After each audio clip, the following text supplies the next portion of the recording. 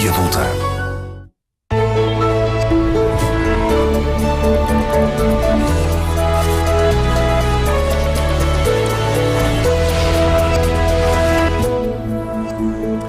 Olá! Ser embaixador é a categoria mais alta da carreira diplomática. Representam os seus países num Estado estrangeiro ou numa organização internacional. Em 2015, Portugal abriu um novo concurso diplomático e para 10 vagas houve quase 1.700 candidaturas. A nossa linha do tempo de hoje recorda o percurso de alguns dos embaixadores portugueses pelo mundo. Fernando Moreira da Cunha é o embaixador no Canadá desde março de 2013. Nasceu no Porto em 1951, é licenciado em História e doutorado em Ciência Política.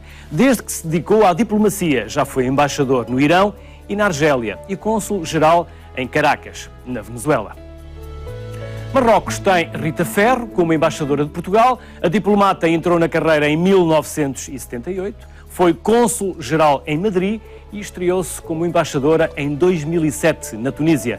Depois esteve no Luxemburgo, de onde seguiu para a capital marroquina, Rabat. A vida diplomática é itinerante, correm o mundo com a casa e, por vezes, a família às costas.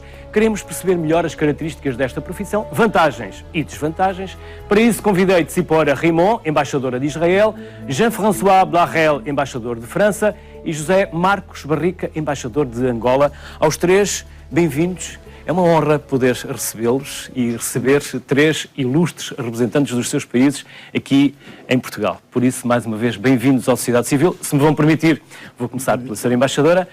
Gostávamos de saber um pouco mais sobre si. Onde nasceu, como se formou, como chegou até aqui, como chegou até Lisboa. É de uma cidade fantástica, não é? É. Jerusalém. Jerusalém, exatamente. Eu aprendi economia da Universidade Hebraica de Jerusalém e desde esta época eu fiquei na cidade e eu queria, após os estudos, eu estava a buscar um posto, uma função. Eu pensava usar a economia e vi um cartaz de cadetes do Ministério de Negócios Estrangeiros em Israel e comecei todas as etapas, os números mais ou menos como Israel, como Portugal também. Milhares de pessoas querem entrar no Ministério com concurso. Depois temos um curso menos pessoas. E comecei em 1975 esta carreira diplomática. E visitei e servi alguns estados e cidades do mundo e fiz como ciclo, porque comecei com Portugal e depois alguns outros lugares voltei a Portugal. Esteve cá nos anos 80? 80, exatamente. Entretanto, serviu no Exército, foi militar. Sim. Chegou ao posto de... Serviço militar é igual, mulheres e homens. Mais curto período para mulheres. Então, eu passei, servi 2 anos e depois, como sei, eu cheguei, alcancei também este rango da capitão. Chegou a capitão? Sim. Como era a vida no Exército? Hoje há uma atitude muito diferente, porque Sim. estão ali para defender o vosso país constantemente ameaçado. É muito interessante porque passou também muitas mudanças durante os anos. Quando eu entrei, foi poucas funções para mulheres. Hoje podemos ver as mulheres no serviço militar de muitas diferentes funções e até combatantes, mas menos. Mas temos variedade e o positivo nós precisamos fazer, mas tem aspectos positivos porque é um período também para preparar jovens de 18 anos começar a vida como independente, deixar as casas dos pais.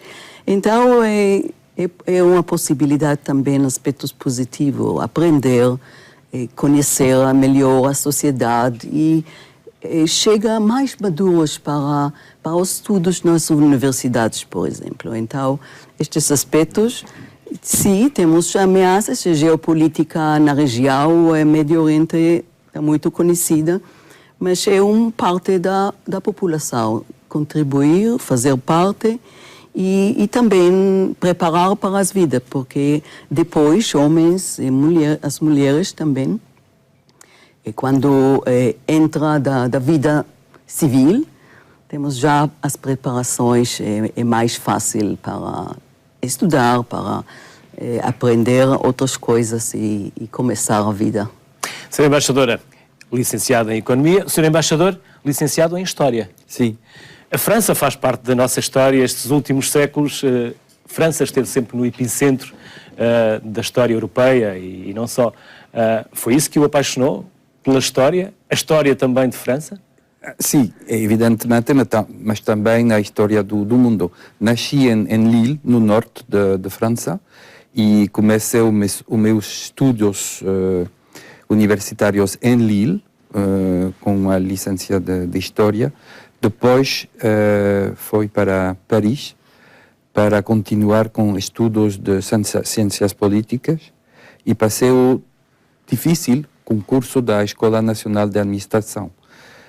Primeiro, antes de entrar na escola, devíamos fazer o serviço militar, mais curto do que em Israel, 1 ano. Foi uma experiência interessante, muito interessante. E depois, os 2 anos e meio da Escola Nacional de Administração, antes de escolher a administração, o ministério no qual vamos a passar toda a vida profissional. E escolhi, era realmente a minha paixão, o ministério que queria, que era o Ministério de Negócios Estrangeiros. Mas pensou em dar aulas? Sim,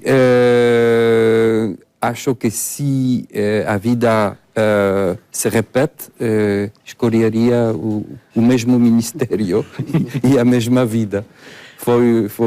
Estou relativamente no final da minha carreira, tenho 61 anos, mas foi uma experiência fantástica, também com muitos constrangimentos, é evidente.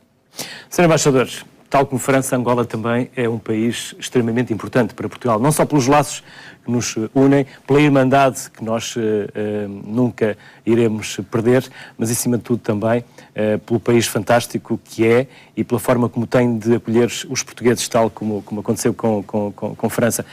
O Sr. Embaixador nasceu em Cabinda, sim. Uma zona, agora não sei, mas até há alguns anos muito procurada por trabalhadores expatriados portugueses. Nasceu em Cabinda e depois, como é que foi o seu percurso? Até chegar à licenciatura em Ciências da Educação. Sim, eu nasci em Cabinda, na cidade, no município sede. Depois, a infância... Cabinda que tem outro nome. Sim, Cabinda, pronto, a cidade de Cabinda. Chisoa. Não é? Chiaua. A infância ocorreu em Lândana, portanto, ali perto, Lândana, no Cacongo, cerca de 50 quilómetros, onde fiz a instrução primária e o ciclo preparatório para o ensino secundário. Depois, saí da Cabinda muito cedo. Eu nasci em 62, dia 25 de abril. Depois fui para Luanda e fui ao sul do país, no Lubango, antigo Sá da Bandeira, onde fiz o ensino secundário e o ensino superior, a licenciatura em Ciências de Educação, especialidade de Psicologia. Depois volto para Luanda e dali continuei os estudos. Fiz um mestrado já em Espanha, em desenvolvimento pessoal e intervenção social, e o doutoramento em psicologia também em Espanha. Portanto, foi percurso académico. O percurso político, eu estive, enquanto estudante, fui líder associativo estudantil, fui presidente da Associação de Estudantes de Ensino Superior, a nível do país, em Angola. Fui deputado, portanto, fui parlamentar, também era professor universitário. Dali era professor na universidade, professor de psicologia. Estava no Parlamento, onde fui chamado para o governo. Isto é em 1999. Eu tinha 37 anos nessa altura, quando fui para o governo no Ministério da Juventude e Desportos. A guerra em Angola nessa altura era violentíssima, dizimava muitos jovens. Era um momento muito complicado. Eu, quando integro o elenco governativo em 1999, era um momento extremamente difícil, que era importante tomar-se medidas adequadas para que a guerra terminasse. E pronto, foi um percurso nesse contexto. Permita-me só voltar um pouco atrás. Sim. Nessa altura, muitos jovens da sua idade iam estudar para os países de leste. Sim. Por que razão foi para a Espanha? A Espanha já foi, já muito depois dos momentos mais difíceis terem passado. Eu comecei a estudar em Espanha em 2000. Portanto, tive uns amigos que estavam a estudar em Espanha e conheci uns professores também que estavam a fazer a sua docência itinerante em Angola. E fomos abordando assuntos da minha área, minha especialidade, psicologia. Eles apresentaram um leque de oportunidades de se estudar em Espanha e um sistema que permitisse, sistema sanduíche, não é? Que permitisse um sistema de vai e vem, portanto, estudar e continuar também a atividade que estava a desenvolver no país. Naturalmente, eu estava no governo nessa altura, era um bocado complicado poder deixar a atividade governativa para poder dedicar-me exclusivamente ao estudo. Levei a questão ao Sr. Presidente da República, que felizmente aceitou a condição de poder conciliar o estudo e o trabalho e as funções de membro do governo. E pronto, foi nesse contexto que foi por isso estudo no sistema de sanduíche e também aproveitando a presença de professores mesmo em Angola que estavam ligados a outras instituições do ensino superior no âmbito da cooperação com algumas instituições e desenvolvemos o mestrado e doutoramento, que naturalmente foi defendido mesmo na cidade de Valência, em Espanha. Retomamos a nossa linha do tempo para conhecer quem representa Portugal em países tão distantes como a China e os Estados Unidos. O embaixador de Portugal na China é Jorge Torres Pereira. É formado em medicina, mas dedicou-se à carreira diplomática a partir de 1986. Desde então, já esteve em Londres, Tel Aviv, Moscovo, Madrid, Ramallah e Tailândia. Domingos Fezas Vital é embaixador de Portugal nos Estados Unidos desde outubro de 2015, licenciado em Ciências Sociais e Jurídicas, iniciou a carreira diplomática em 1984, antes das funções em Washington. Domingos Fezas Vital era representante permanente de Portugal junto da União Europeia. Ser embaixadora, não embaixatriz, porque embaixatriz são as mulheres dos embaixadores. É uma confusão que por vezes as pessoas fazem. A língua portuguesa é mais específica deste. O português é complicado. Bom, o português é complicado. A língua portuguesa. Como todas as línguas, não mais, não menos, não. Foi fácil aprender português? Foi fácil para si aprender português? Eu aprendi já da primeira vez que estive aqui e depois eu fui... Aprendeu naturalmente ou teve professores? Não, com professores, exatamente, também aqui. E depois fui embaixadora no Brasil, então aprendi mais uma vez e usei 4 anos. E um sotaquezinho brasileiro. Deixou maior de parte e voltei aqui com a língua. A língua é básica, é uma base muito importante para nosso trabalho. Então, é melhor conhecer também a língua, através da língua também conhecer melhor a sociedade, a população, ideias e outros, e faz parte também da realidade que em cada lugar que nós servimos. Então, fiz este esforço e aproveito e gosto muito da língua portuguesa. Senhora Embaixadora, este é um mundo masculino, é um mundo muito de homens. Hoje menos.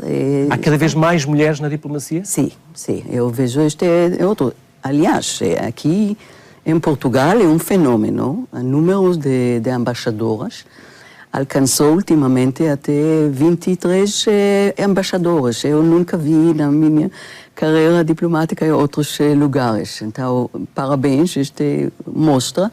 Mas também Israel e outros. A abertura tem mais conhecimento do envolvimento das mulheres de todos os setores políticos, econômicos e outros, e também da carreira diplomática. E sim, é mais difícil às vezes com as famílias, mas tem conhecimento da parte também do ministério mesmo, e ajuda, e podemos ver nos últimos anos mais embaixadores. Por ser mulher, é mais difícil impor-se como embaixadora do que se fosse homem? É necessário lutar mais para ser reconhecida como mulher? Não acho que não. Através de encontros e outros, às vezes tem vantagens desta parte. Não todos, não mas temos também. Mas é igual, é do mérito. Precisa mostrar conhecimento das ideias, argumentos, falar, mostrar, representar. Então, este é igual para mim. Eu não faço esta diferença e continua a mesma coisa. É verdade que nós temos mais contatos, temos um grupo de embaixadores que fazemos como grupos regionais, geográficos, que fazem atividades conjuntas, então fazemos também as embaixadoras aqui e outros lugares também. Foi representante junto da FAO e ministra conselheira para os assuntos económicos na Embaixada de Israel em Roma. São postos diferentes. Sim. São coisas diferentes, mas a função continua a ser a mesma, representar o seu país. Sim, é um ponto muito importante porque eu vejo minha carreira diplomática uma mistura. Tem outros diplomatas também, mas para mim a parte multilateral, que foi, também participei da Assembleia Geral da ONU, mas foi como uma função representante permanente, a FAO, da agricultura e alimentar, e outra vez, mais tarde também, de Jerusalém, tratei assuntos de instituições internacionais, regionais, como diretora do departamento que trata com a União Europeia, NATO, OSCE, Conselho da Europa. Então, esta parte presente e também a representante da União para o Mediterrâneo. E este representante, ideias, argumentos, especialmente políticos, mas não só políticos. Por exemplo, FAO é uma organização muito profissional, então tratamos com assuntos da cooperação de Israel, dos expertos israelitas, como ajudas a outros países. Ao mesmo tempo, eu fiz especialmente em Roma, paralelamente, como tratei com assuntos econômicos bilateralmente, com Itália e também Malta e Albânia, ao mesmo tempo, e fez a mesma coisa bilateralmente aqui, em Portugal, ou na Dinamarca, ou depois no Brasil. Como cônsul-geral em Chicago é diferente. E já foi diferente, porque está num país amigo. Sim. O lobby judeu é fortíssimo nos Estados Unidos? Eu queria dizer que de todos os lugares que eu servi, um elemento muito importante de todos os embaixadores israelitas e os contatos com a comunidade judaica no país. Festejamos junto às festas judaicas, e também cerimônias, outras cerimônias, por exemplo, a memória do Holocausto, fazemos conjunto com a comunidade judaica e outras entidades, autoridades no local. E depois também celebramos a independência do Estado de Israel e diariamente temos os contatos. Então foi também absolutamente em Chicago, de Chicago e o Midwest, a responsabilidade e a região de 3 estados dos Estados Unidos. Então foi grande desafio, contatos com governos, com governadores e todas as instituições de cada estado, academia, comunicação social, todos os elementos e, naturalmente, sempre uma mistura de política. Temos situação no Médio Oriente que precisamos explicar e falar, seja curso multilateral ou também bilateral. E depois outros aspectos que tentamos promover, especialmente as relações econômicas, as relações culturais, acadêmicos, investigação e desenvolvimento industrial ou científico e outro. E por isso temos uma grande base em Israel com a inovação, com a tecnologia que partilha com outros países. Então, para mim, uma grande oportunidade em cada lugar, e faço este também aqui em Portugal, tentar mais assuntos econômicos, cooperação, conhecimento das possibilidades, fazer juntos projetos e de outra maneira aproximar os laços cada vez mais estreitar entre os países. Sr. Embaixador Jean-François, para além do embaixador, há um homem casado, pai de filhos, 3. Como concilia a vida de embaixador com a vida de pai e de marido? Quando mudamos para outro país, também levamos conosco toda a família. A esposa, evidentemente, que deve abandonar a sua profissão. E também os filhos, que devem abandonar os amigos, as escolas. É sempre algo complicado. É uma missão de sacrifício.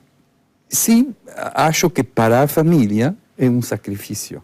Mas é importante ter a família consigo. Acho que sim. É uma profissão na qual podemos trabalhar com a esposa, com o esposo. É uma profissão que levamos os dois. É importante para a parte do conhecimento do país, também na parte de recepção, que é uma parte importante na nossa profissão. Ser dois é mais fácil, temos uma ajuda. Para os filhos, há vantagens e desvantagens para eles. Mudar de país cada 3, 4 anos, mas também é uma abertura extraordinária para eles conhecer o mundo, fazer do mundo uma aldeia global para eles é também importante. E vejo os meus filhos agora são cidadãos do mundo, não são unicamente franceses, vivem em qualquer parte do mundo muito facilmente. Beberam da cultura de vários países. O Sr. Embaixador esteve em Buenos Aires, Washington, Madrid, Vietnã, Países Baixos, já cruzou o continente. Nova Delhi, Índia. Já cruzou vários continentes, várias realidades, várias culturas. E eles adaptaram-se sempre bem? Sim, os filhos foram conosco, estiveram conosco no início da minha carreira. Quando cheguei ao posto de embaixadores, já não estavam conosco e Já Viviana tinham crescido, já tinham ido à sua vida. a sua vida, sim. Como se adapta a países tão diferentes como a Argentina ou o Vietnã? Há uma preparação especial? São países muito diferentes. Sim, primeiro acho que há uma preparação linguística que é importante e há uma preparação para conhecer melhor a civilização, a história. É um trabalho pessoal para a parte linguística com um professor, evidentemente, e também uma preparação dos dossiês com colegas de outros ministérios e do Ministério, evidentemente, dos negócios estrangeiros.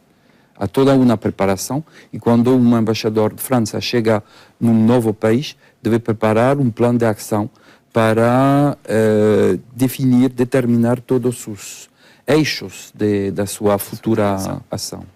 Dentro da embaixada, fala-se francês? Vive-se como se estivesse em França? Não, porque temos, por exemplo, aqui em Lisboa, temos uma embaixada de 60 pessoas, há uma metade que são portugueses e não podemos viver da mesma maneira entre franceses no ministério, por exemplo, da capital, e com colegas que são do país onde vivemos. Temos que falar a língua do país, é fundamental, é uma questão, primeiro, de cortesia, mas também de facilidade. Evidentemente, para fazer todas as nossas ações com os ministérios, vários ministérios, temos de falar português aqui em Portugal. Para um francês não é tão difícil aprender uma língua com raízes latinas. Dentro da embaixada, é território francês? Não é realmente território francês, é território português, mas temos alguns privilégios, por exemplo, a polícia portuguesa não poderia entrar sem autorização do embaixador. Mas é território português. No seu caso, não há tanta dificuldade com a língua, porque ela já é comum. Sim. E já é partilhada. Quando veio para Portugal, que meios e que eixos definiu para a sua intervenção e para a forma como Angola se iria relacionar diplomaticamente com Portugal? Sim, primeiro eu devo dizer que eu não tenho percurso tão rico como os meus colegas, digamos, do momento, não é? Mas ainda vai do ponto de vista da atividade diplomática. Esta é a minha primeira missão diplomática. Acho que foi vantajoso de calhar num país que fala a mesma língua que o meu país, não é? Aquelas dificuldades, às vezes, próprias de um processo adaptativo não ocorreram em mim. Questão de língua, já conhecia Portugal, já frequentava antes, era sítio de férias, era local de trânsito, missões de serviço, quando estive noutros postos. Portanto, não houve grandes dificuldades para a adaptação, para vista linguística, para vista cultural, etc. Foi muito bom para mim. O que foi definido nas relações com Portugal? Bem disse, as relações entre os nossos dois países são seculares, históricas, não é? O importante era aprofundar as relações existentes em todos os domínios, que de resto são multifacetadas. Então era importante aprofundar todos esses domínios. E isso foi feito, está sendo feito, e cada dia mais, naturalmente, altos e baixos, mas o objetivo é sempre aprimorar e aprofundar e estreitar cada vez mais as relações entre não só as instituições, mas as pessoas, os homens, os povos, que são, afinal de contas, aqueles que são o alicerce dessas mesmas relações. Isto tem sido feito. E também um outro domínio da nossa atenção era atender as comunidades angolanas. A comunidade angolana é vasta. Temos muitos angolanos cá, que é heterogénea também essa comunidade. Há os que vieram antes da independência, que também viveram cá. Há os já que vieram segundas, terceiras gerações. Os independentes, que vieram depois, muitas gerações. Há motivos vários da presença deles cá, muitos interesses, etc. Então era importante estar mais próximo com essas comunidades, o trabalho com os consulados, de modo a que pudéssemos garantir, em alguns casos, a identificação e a identidade desses concidadãos. Portanto, esses dois eixos fundamentais, aprofundar as relações entre os nossos países e povos e o atendimento às necessidades das comunidades, foram, digamos, eixos fundamentais da missão desde logo. Potenciar e, por vezes, também gerir, porque nas relações entre países nem sempre as relações estão em constante sintonia, porque, por vezes, os interesses são diferentes e há opiniões e visões diferentes, obviamente. E é nisso também que depois as relações se multiplicam e se potenciam, porque é na diferença também que se complementa. O papel de embaixador é tradicionalmente masculino, não tanto, e a ser embaixadora de Israel há pouco já o desmentiu. No entanto, são cada vez mais as mulheres a assumir o papel de embaixadoras, tal também como fez questão de salientar. Vamos rever um excerto de uma reportagem da RTP que falou com mulheres representantes em Portugal. Naila tem mais um ano que o seu país. Quando nasceu, em 1970, os Emirados Árabes Unidos ainda não existiam. Agora é a embaixadora em Portugal. The first woman ambassador is in young age like me. My generation has the first woman to be pilot, the first woman to be a judge in the court. Mulheres que se destacam num país profundamente muçulmano. Um caminho recente, os Emirados, já percorrido por outros da mesma fé. Naila tem em Portugal colegas mais experientes a representar diferentes países islâmicos. Lina do Paquistão, Karina de Marrocos, Salua da Tunísia e Fatia da Argélia. A educação está a mudar totalmente o tipo da sociedade onde vivemos, porque o Islã aconselha buscar a ciência até a China. Sempre a educação está aconselhada para os clientes que sejam de mulheres ou homens. Fatia está em Portugal há 5 anos, na carreira diplomática há quase 40. Do vizinho Marrocos, Karina é a embaixadora desde 2008. Saiu de uma elite urbana e educada que tem aberto portas para lugares de destaque. Hoje em dia, Marrocos conta com 12 mulheres embaixadoras. Temos uma conselheira de Sua Majestade o Rei, temos 6 ministras, energia, negócios estrangeiros, postos importantes. Agora, em Marrocos, a aposta é no mundo rural. O mesmo se passa no Paquistão. Lina, oriunda de uma família privilegiada de Lahore, lembra Malala. She's from a very backward and poor area in the north of Pakistan. And because her family runs a school, she used to go to that school. And because these crazy people who are called educators, the Taliban, that's what it means. They are the ones who shot her. So since there are schools are being spread all over the country through charity organizations also, apart from what the government does. Salou representa a Tunísia. Um país saído de um processo revolucionário, mas que investiu na educação da mulher desde a independência em 56. A nova Constituição tem somente 1 ano, garante a paridade nos cargos públicos.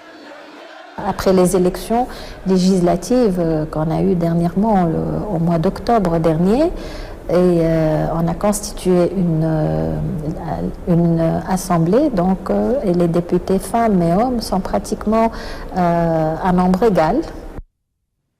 Sra. Embaixadora de Cipão Rimon, em 2003 eu fui preso no Iraque por ajudar jornalistas, entre os quais uma das razões foi ajudar jornalistas israelitas que tinham sido reconhecidos por outros jornalistas palestinianos e então a sua vida estava em perigo. Ajudei-os e acabei por ser detido e o resto já não vale a pena contar mais. É difícil ser judeu, ser israelita no mundo? Sim e não. Às vezes temos... Em Portugal não é assim tão difícil. Porque... Não. Tem crítica, antissemitismo, há lugares no mundo que a comunidade judaica é presente e nos últimos anos vimos crescer na Europa e outros lugares no mundo. Então, mas todas as autoridades locais dos países fazem todos os esforços para combater o antissemitismo, têm mais conhecimento deste. De outro lado, ser israelita sempre nós também, né, de crítica, de política nos territórios ou outros lugares, nós sempre precisamos explicar. E este é um desafio.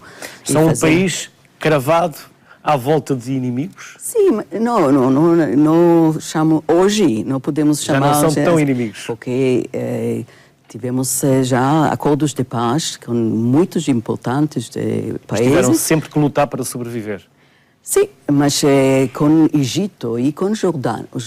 E hoje é muito importante... Já temos muitos anos, com o Egito de 1979 e com a Jordânia de 1994. Nós temos as relações muito estreitas, especialmente confrontar com violência e terrorismo, mas outro, por exemplo, água.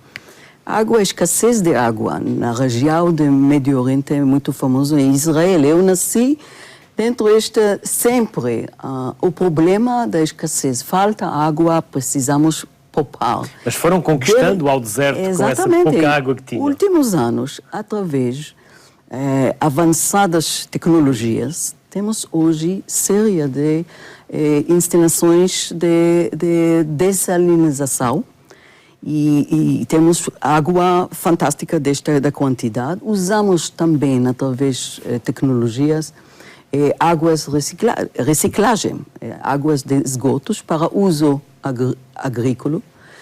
Usamos, então, nestes 2 anos, este para mim também é uma novidade. 2 anos que tem abundância, temos mais água que nós precisamos. E nós transferimos a água, por exemplo, à Jordânia. Os palestinianos também usam. E a descoberta de gás natural, por exemplo, também usamos para a economia israelita, melhorar, aumentar, e também como uma base fantástica da cooperação regional. Por falar em água, o Mar Morto está a perder água?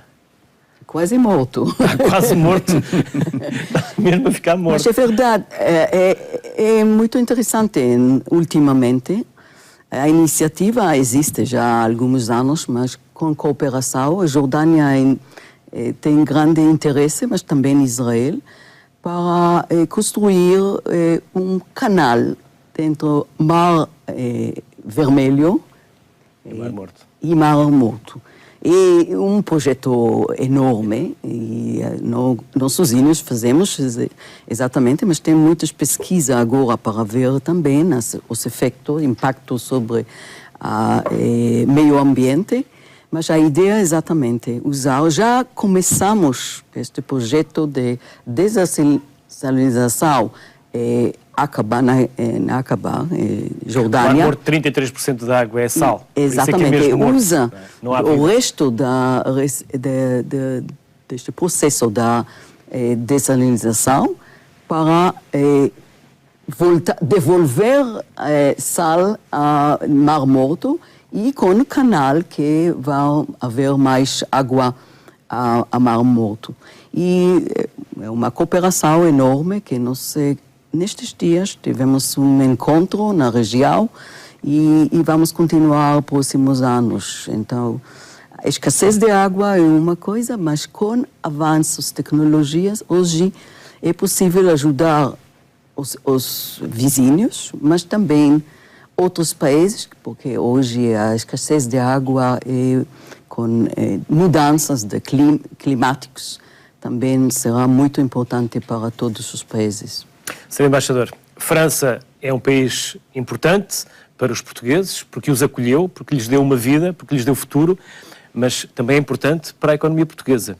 750 empresas, 50 mil postos de trabalho, 12 mil milhões por ano. As empresas francesas gostam de Portugal para investir?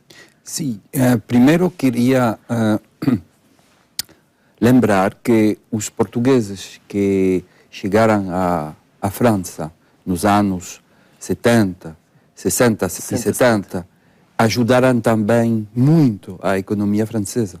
Eram anos de grande crescimento econômico e a população portuguesa em França é muito bem integrada. É uma população que especialmente merece as saudações e as felicitações da Tenho dezenas de familiares França. que emigraram para a França nos anos 60 e 70 e que agora voltam, mas voltam muitas das vezes para terminar as suas vidas, parte final das suas vidas, para viver mas como também muitas das reformados. vezes para levar outros familiares, porque a França continua a oferecer melhores condições de trabalho do que em Portugal. Sim, mas também há problema já não é fácil, de desemprego em França também.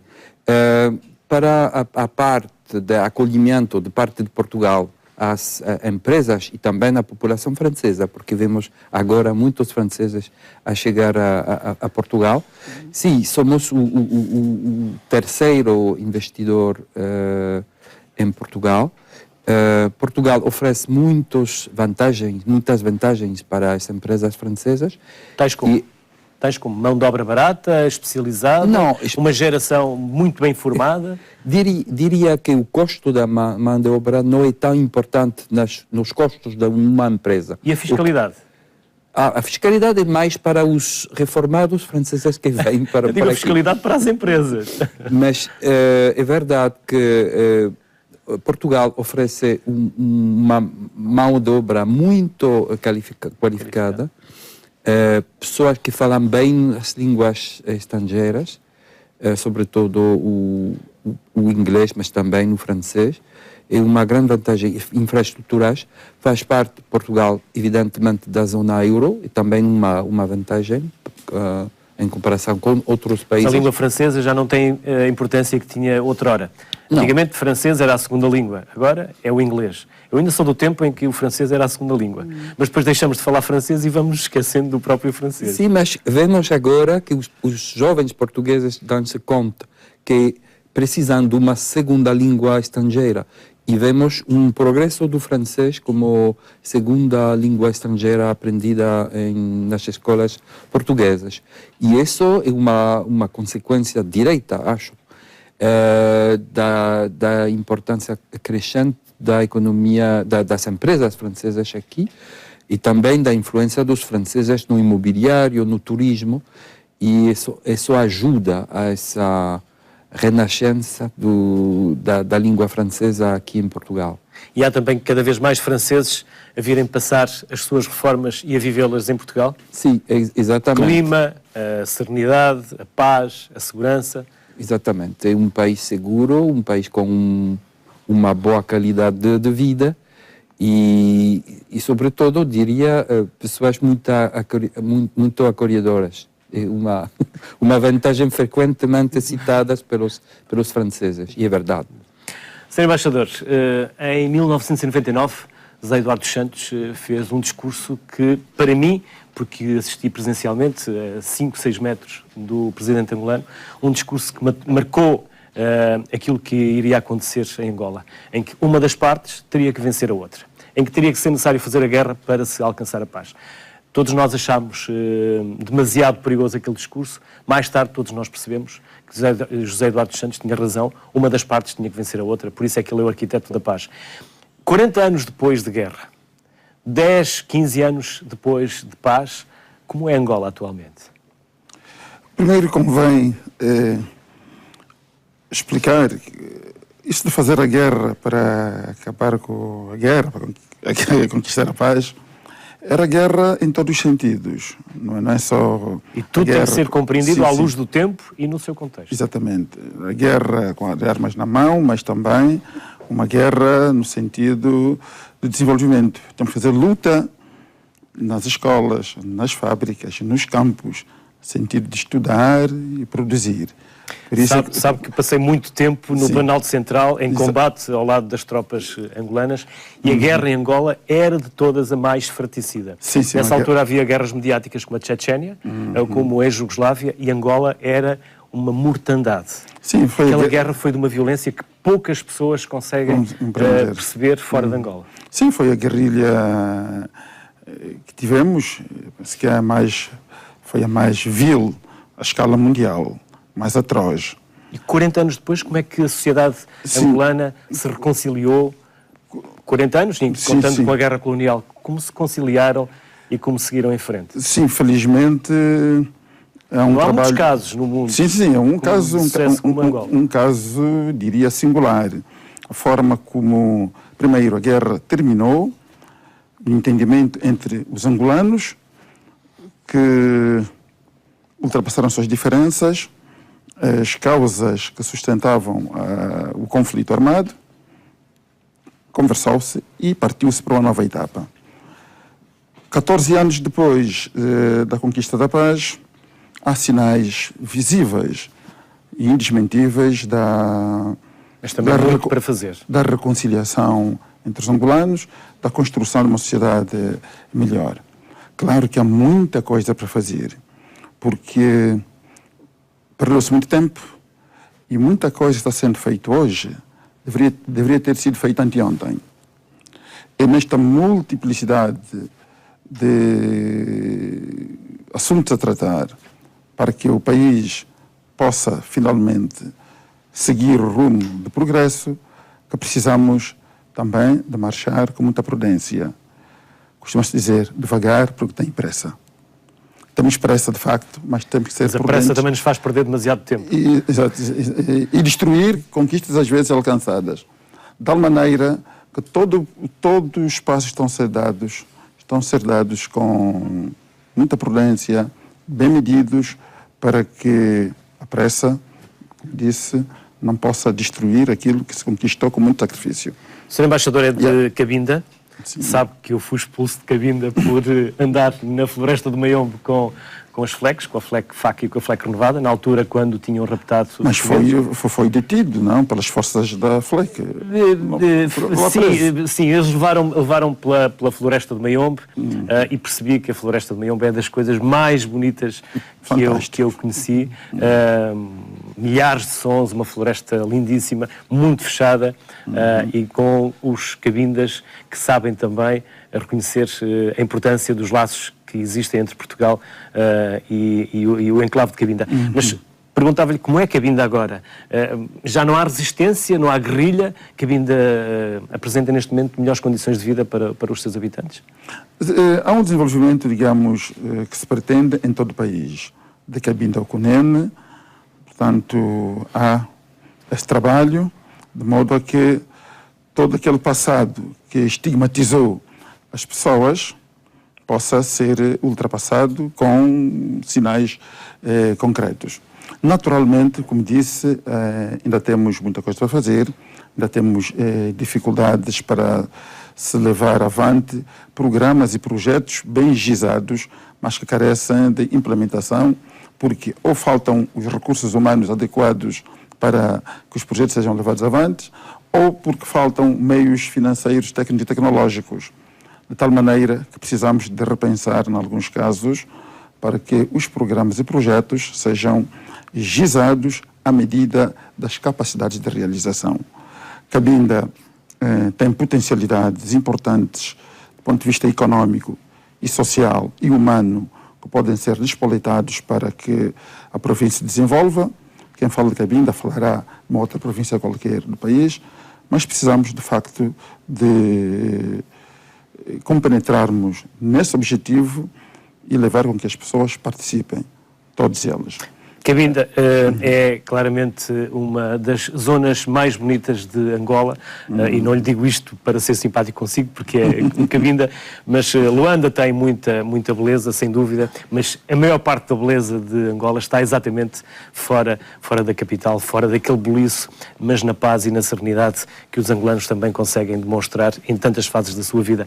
Austrália e Cabo Verde é até agora que nós por lá vamos conhecer, porque temos lá também representantes diplomáticos, e Portugal, nesses países, também se faz representar. Por exemplo, na Austrália, pelo embaixador português Paulo Cunha Alves, iniciou funções em 2013, tendo estado antes em Boston como cônsul-geral de Portugal. Paulo Cunha Alves nasceu em Lisboa, formou-se em Relações Internacionais e iniciou a carreira diplomática em 1987, com apenas 22 anos. Helena Paiva é a nova embaixadora de Portugal em Cabo Verde, licenciada em Direito, ingressou na carreira diplomática em 1991. Antes de, em março de 2016, ser nomeada para Cabo Verde, era chefe de missão portuguesa na Namíbia. Senhora Embaixadora, por quanto tempo mais ainda a podemos ver em Portugal? Não temos agora de tratar deste assunto, mas temos ainda tempo, absolutamente. Sim. Gosta de Lisboa? Gosto muito, não só Lisboa, Portugal, mas Lisboa é muito bonita. E presenciamos últimos anos. De Lisboa? Últimos anos nos presenciamos muitos turistas de Israel. Está uma cidade cada vez mais cosmopolita e chama também israelitas como turistas? Israelitas ficam como em casa. E esta impressão eu tive já alguns anos atrás. Mas quando encontro com turistas israelitas pela primeira vez, é sempre a impressão que fica a luz de Lisboa, a luz de Israel, especialmente de Jerusalém. A clima, também as árvores, todos os cheiros. Este é Temos oliveiras também? Sim, exatamente.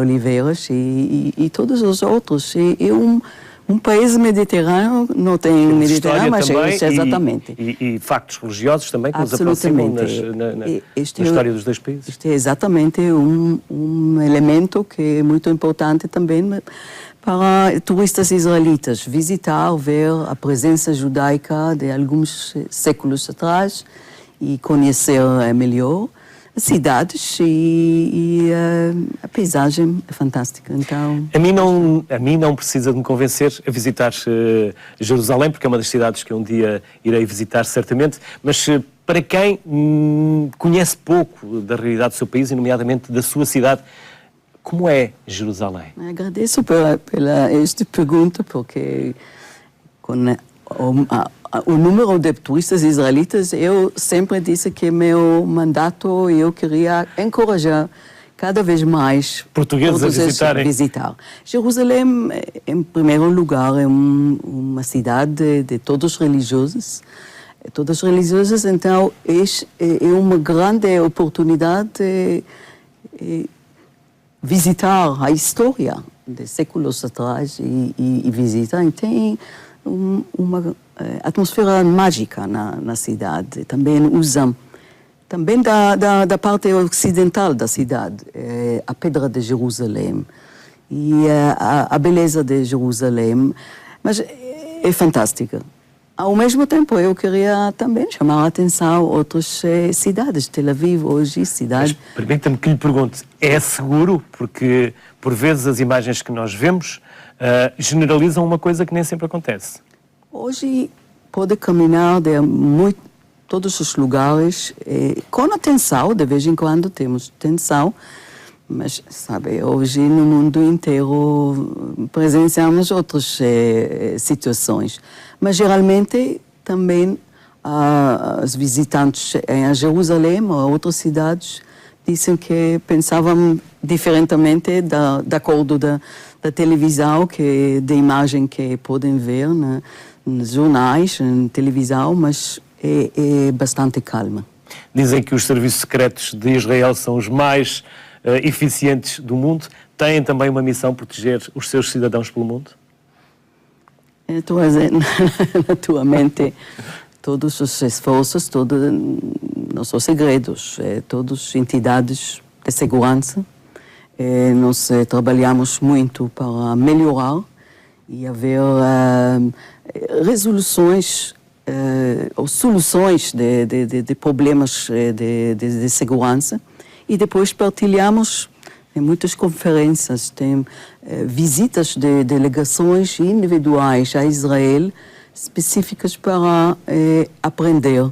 Naturalmente, cada país tem outras características e necessidades, mas sentar conjunto, falar, dialogar e trocar as ideias é muito importante. Fazemos isso muitas vezes. Sr. Embaixador, já tivemos o século das luzes, tivemos o iluminismo e agora as luzes estão a ficar fraquinhas? O mundo está a começar a ficar às escuras? Acho que devemos ser Relativizar. Sim, e ser Nem tudo é mau. optimistas. E nosso o trabalho juntos a melhorar as relações diplomáticas e o funcionamento do mundo também. E é evidente que temos ameaças novas, como o terrorismo, também outros que são as ameaças climáticas, mas temos de encontrar soluções juntos, todos os países do mundo, para melhorar a nossa vida e a vida dos nossos concidadãos. Mas por vezes não pomos a mão no vespeiro, não estamos a pedir sarilhos, não nos vamos meter em sarilhos. Será que não estamos a sofrer consequências de algumas asneiras que fizemos num passado muito recente? Sim, evidentemente. Como, por exemplo, no norte da África. Evidentemente, mas estamos a tentar melhorar as nossas condições, os diplomatas, os políticos, evidentemente os nossos governos, e estamos somos optimistas, porque somos diplomatas. Angola também é otimista na relação que se estabelece entre os dois povos, na forma como os portugueses vivem em Angola e na forma como os angolanos vivem em Portugal? Sim, somos otimistas e os portugueses em Angola sentem-se em casa. O mesmo acontece... Angola está a passar algumas dificuldades financeiras, mesmo assim continua a ser um bom destino para os portugueses? Sim, e repare que mesmo as dificuldades de agora não são novidade. Já tivemos momentos mais difíceis e nessa altura tínhamos muitos portugueses lá, que estiveram connosco, lado a lado, vivendo aqueles momentos difíceis. As dificuldades de agora, natureza financeira, já os tivemos, foram ultrapassadas. Estes serão ultrapassados. Claro que há muitos empresários, particularmente, que estão a abandonar Angola por causa do momento atual, mas a nossa visão é de que, mais cedo do que tarde, eles estarão de regresso. E os nossos consulados estão preparados para conceder novos vistos desses cidadãos portugueses que estão a sair para voltarem. Porque a situação vai melhorar e todo o esforço está sendo feito neste sentido e estamos otimistas. Sr. Embaixadores, muito obrigado por terem vindo à sociedade civil, obrigado também por terem partilhado connosco muito dos vossos países, a forma também como os representam e a forma como portugueses e, no caso, israelitas, franceses ou angolanos se relacionam. Felicidades também nos vossos cargos. Os três são claros exemplos do que é a atividade diplomática e da sua importância, não só para Portugal, mas também no mundo. Bem-ajam e felicidades para as vossas carreiras e para os vossos povos e para os vossos países. Nós ficamos por aqui, já sabe, voltamos no próximo programa com mais temas e estamos também disponíveis e sempre à procura de outras sugestões que certamente nos fará chegar através das nossas redes sociais para futuros temas a abordar aqui no Sociedade Civil. Fique bem.